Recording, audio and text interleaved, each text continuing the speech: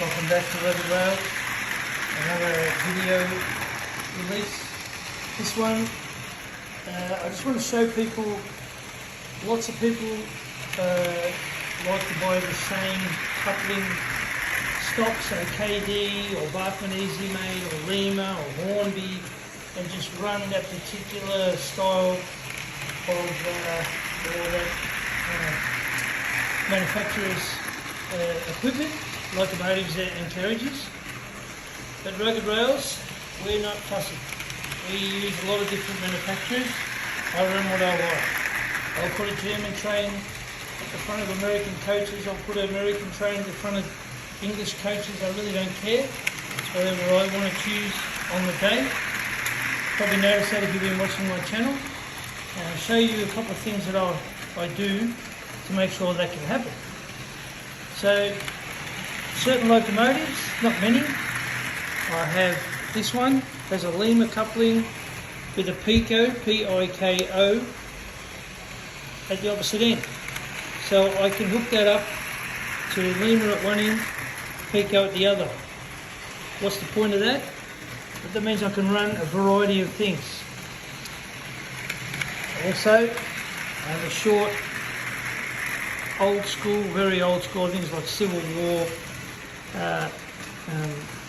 wagon that has Pico coupling at one end and a Tyco coupling at the other. So I can run perhaps this loco,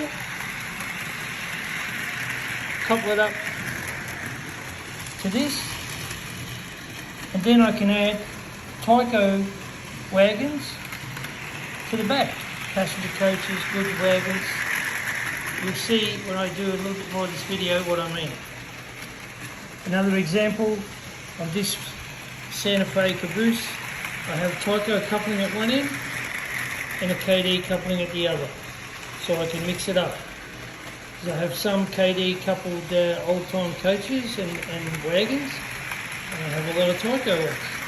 So I can use this between the locomotive and the carriages to change not only the manufacturer but the look of the train. On this wagon we have a Lima coupling. You can see that very well. A Lima coupling with a Tyco at the opposite end. Again, we can mix up our freight, so I could put some Lima wagons and then add heaps of extra carriages that are Tyco.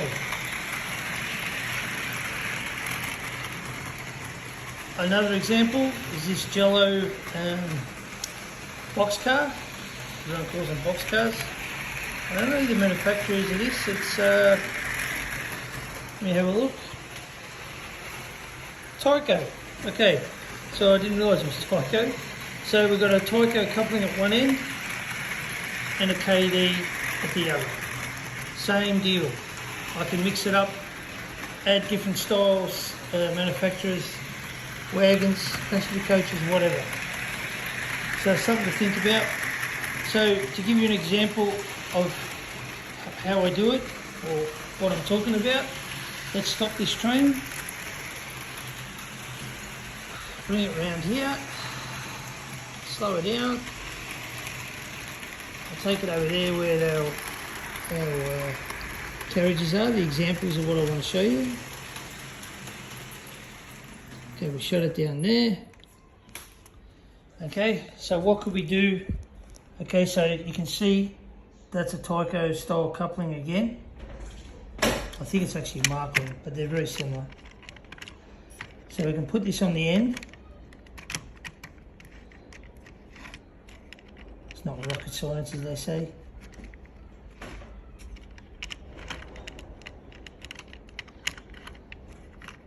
Couple that up.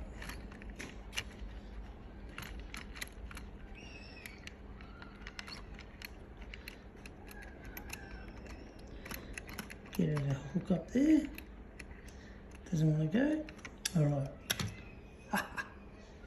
Let's take two on that.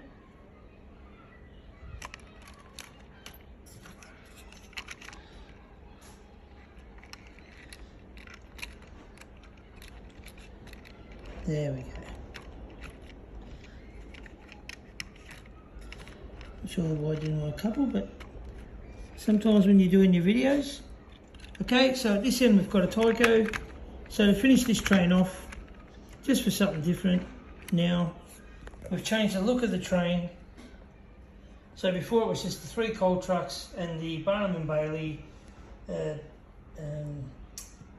passenger coach, or whatever you want to call that. And then this Tyco Santa Fe with the 2 different couplers at each end. So now the train looks slightly different to what it did before, and I haven't had to worry about can I match up the different couplings, because I can.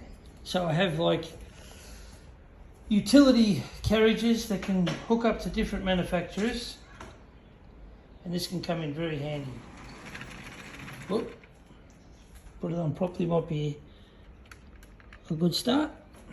Take 2 everyone. Start her up. Okay, so the look of the train slightly changed. I didn't have to worry about being not able to couple up things that I like, because I've got these wagons that I can just hook up to different manufacturers with no issues, running around. Put that at 70 k's an hour. I believe it's k's on that one. And you can see there, it's running around beautifully. Short freight train on 3x2 foot easy track. Sorry, 3 by almost 4 foot, not 2 foot. I'll get it right. Must be the heat. And this is why I like the different types of couplings being on these wagons and the loco, to be able to change to whatever I want. So that would mean now, if I wanted to, I'll stop it again.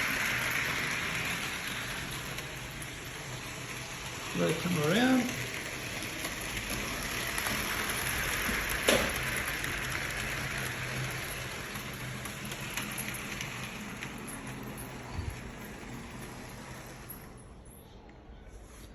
Okay, then we've got Tyco. So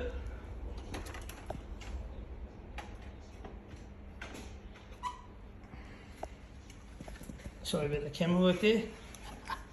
There's another example. Tyco to KD. Another one. So I just wanted to show you that. So now I could, if I want, take that off of there. This wagon here. Remove this. Place this wagon on the end. Okay, what's the point, you say? I'm going to show you. Then I can remove this loco, take that off, and here I can put a mainline or an early Barkman English J72 connected to the same train on the same track, and all I've done is change one wagon difference so that these couplings will match up to that loco instead of having to change them all over to KD.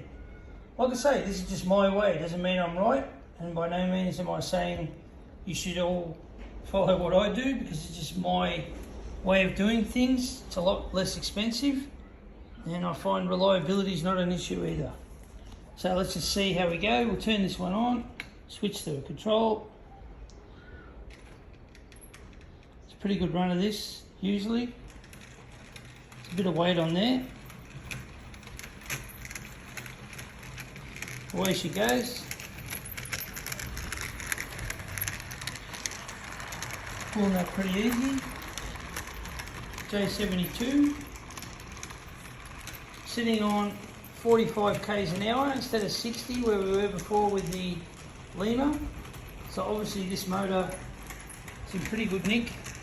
I did have a split gear issue with this, which I fixed a long time ago, and it hasn't happened since, so touch wood doesn't.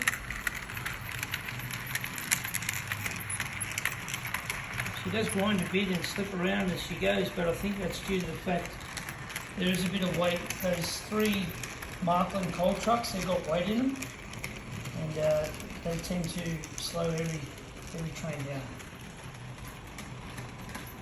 So anyway, that's just what I wanted to show you. Remembering that these type of things can be done easily at home. Pretty much a Tyco and a KD will slip into the same wagons, no problem. You can see on this one, that's a Tyco bogie there. It's got a KD in it, and the same bogie takes Tyco coupler. Sure, lots of people have done the same thing. Rugged Rails, over and out. See you next time.